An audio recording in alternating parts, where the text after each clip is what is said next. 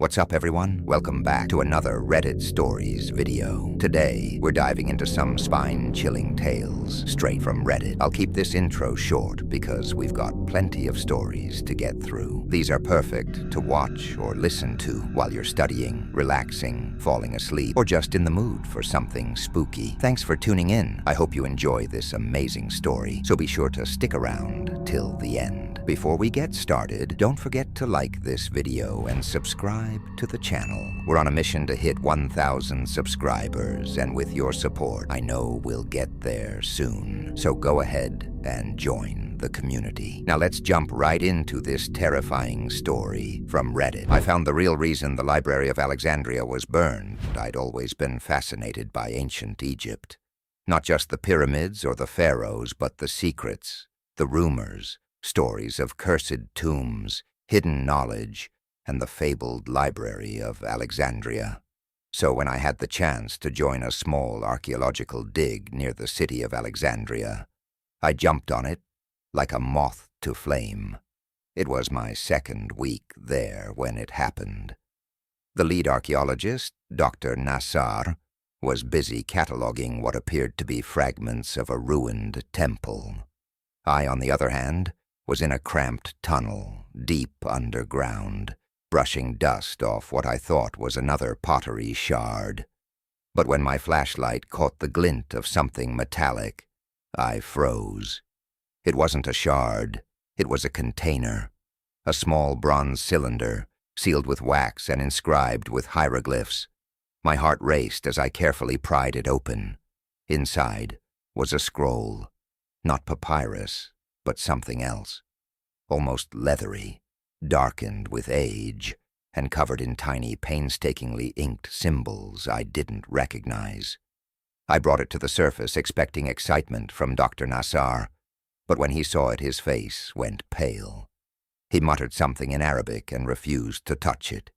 He told me to put it back where I found it. Some things should stay buried, he warned, voice trembling. But I couldn't. Curiosity had me in its grip. That night, I smuggled the scroll back to my room.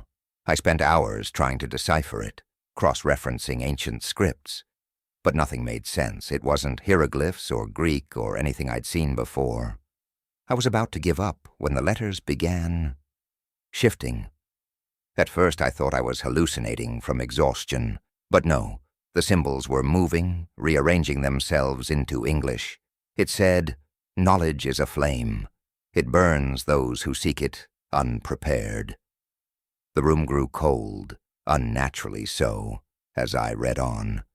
It wasn't a historical text.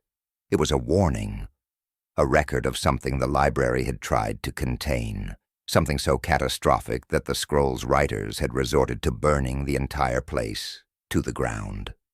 The scroll spoke of them, not gods, not demons, something older, entities beyond comprehension, who existed in the void before creation. The library had been a fortress, a prison to hold their names, their true names, written in this script. The librarians had kept the knowledge locked away, knowing that merely knowing the names would give the entities a doorway into our reality. And then the scroll began to list those names. I didn't mean to read them, I swear, I didn't. But the words pulled at my eyes, forcing me to follow the lines. My head throbbed, my vision darkened, and I felt like I was falling into the ink itself. The first name echoed in my mind like a thunderclap. The walls of my room began to bend and ripple as if they were made of water. Shadows moved in the corners, shadows that weren't cast by anything I could see. The second name filled me with dread so profound I couldn't breathe. I heard whispers then, voices that weren't my own, coming from nowhere and everywhere at once.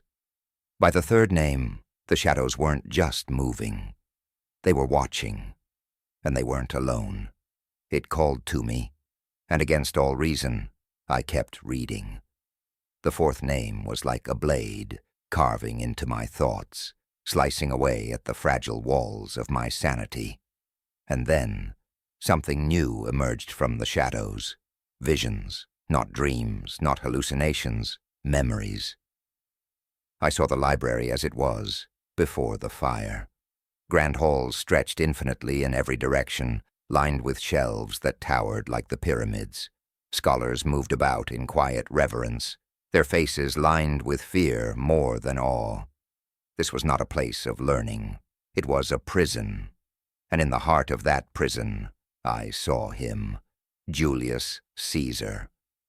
But he wasn't the man I'd read about in history books. No conqueror, no statesman. He was afraid, trembling as he stood in the library's inner sanctum. His toga was stained with blood, not his own, and in his hands he held this scroll. The librarians surrounded him, pleading in a language I couldn't understand. They were desperate to stop him, but it was too late. Caesar had already read a name. The walls of the sanctum rippled just as my room had.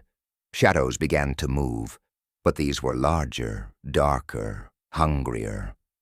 Caesar stumbled back, dropping the scroll, his face pale and slick with sweat.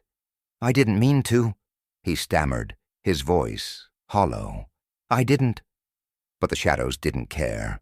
They surged forward, consuming one of the librarians in an instant. The man's scream was short-lived, cut off as his body disintegrated into ash. The rest of the scholars acted quickly, their fear overridden by purpose. They gathered scrolls, tomes, and artifacts, carrying them to a central pyre. One of them held a torch, but his hand shook. He hesitated, glancing at Caesar. "Do it!" the general shouted, his voice cracking. "Burn it all!" The librarian obeyed. The fire roared to life, consuming centuries of knowledge in seconds. The shadows recoiled, shrieking as the flames grew brighter. But it wasn't enough. The entity that Caesar had unleashed couldn't be undone so easily. It was already loose, spreading through the cracks of reality. The vision shifted then, snapping back to Caesar. I saw him years later, standing alone on the Ides of March, just before his assassination. He whispered something under his breath, a prayer or a curse, and for a moment, I understood. The fire hadn't been enough.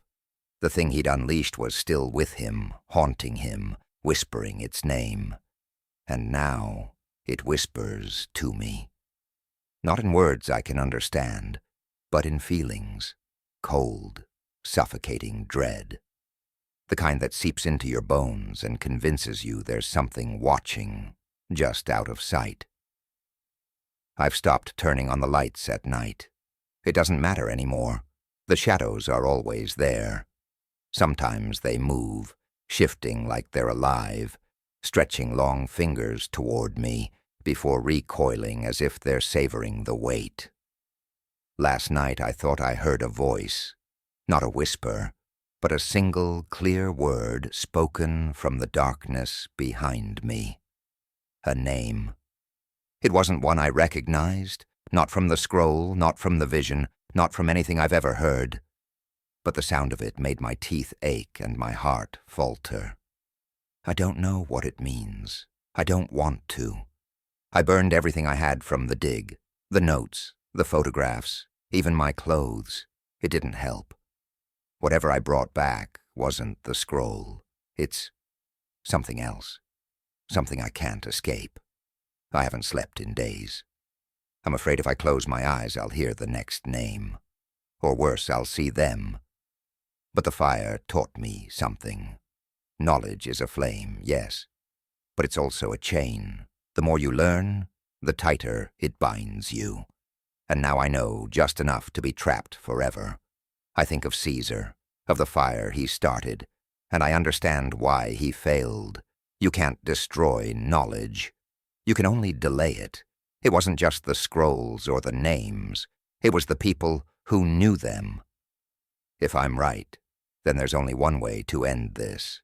Only one way to stop the whispers before they reach someone else.